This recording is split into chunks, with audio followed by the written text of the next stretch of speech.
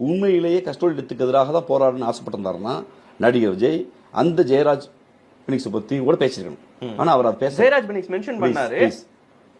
பேரை மென்ஷன் அது எப்படி சார் ஒரு அம்னீசியா நோய் வந்து திமுக ஆட்சிக்கு வந்த பின்னாடி 24 பேர் கண்டுபிடிச்சு அந்த பெட்ரோல் பண்ணி கொடுத்துறீங்க புரியல. அப்போ ஒரு நாளுக்கு முன்னாடி வந்து இறந்தாங்கன்னா கொடுக்கிற விளக்கம் என்னன்னா நீங்க ஆட்சிக்கு வந்ததற்கு பிறகு இதெல்லாம் நடக்காதுன்னு நினைச்சோம். ஏன்னா இதெல்லாம் தான் நீங்க வந்து பிரச்சாரத்துல முன் வச்சீங்க.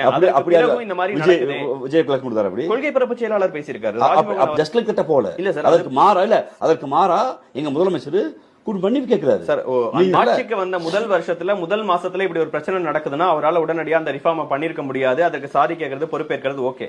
கிட்டத்தட்ட இன்னொரு 6 மாசம் அளவுதான் இருக்கு ஆட்சி பீரியட். 4.5 வருஷம் முடிஞ்சிருச்சு. இப்பயும் வந்து நம்ம சாரி கேட்கறதும் அதற்கு பொறுப்பேற்றுக்கிட்டாங்க. அதுக்கப்புறம் எப்படி நடவடிக்கை எடுக்கிறது? மனித குலம் வளர்கிற போது சார் இந்த ஒரு வாரத்துல மட்டும் இதை மட்டும் இந்த ஒரு வாரத்துல மட்டும் இப்ப இன்னைக்கு நம்ம பேசிருக்க நேரத்துல ஒரு 10 வயசு குழந்தைய ஒருத்தர் வந்து தூக்கிட்டு போய் பாலியல் வன்புணர்வு பண்ணிருக்கிறாரு. 4 நாள் ஆச்சு இன்னும் அவரை நம்ம கண்டுபிடிக்கலன்னு ஒரு செய்தி. ஒரு டிஎஸ்பி வந்து ஒரு மினிஸ்டர் கேட்கிறாருன்னு சொல்லி ஒரே போன் கால்ல அவருடைய வண்டி வாகனத்தை வந்து வாங்கிட்டு அவர் நடந்து போயிட்டு இருக்கிறாருன்னு ஒரு செய்தி. பள்ளி மாணவர்களை வெட்டுறதுக்காக அருவாளை தூக்கிட்டு ஓடுறாங்கன்னு ஒரு செய்தி. இவ்வளவு செய்திகள் நடக்குதுன்னா இன்னும் நம்ம செய்ய வேண்டியது இன்னும் நிறைய விஷயங்கள் இருக்கா?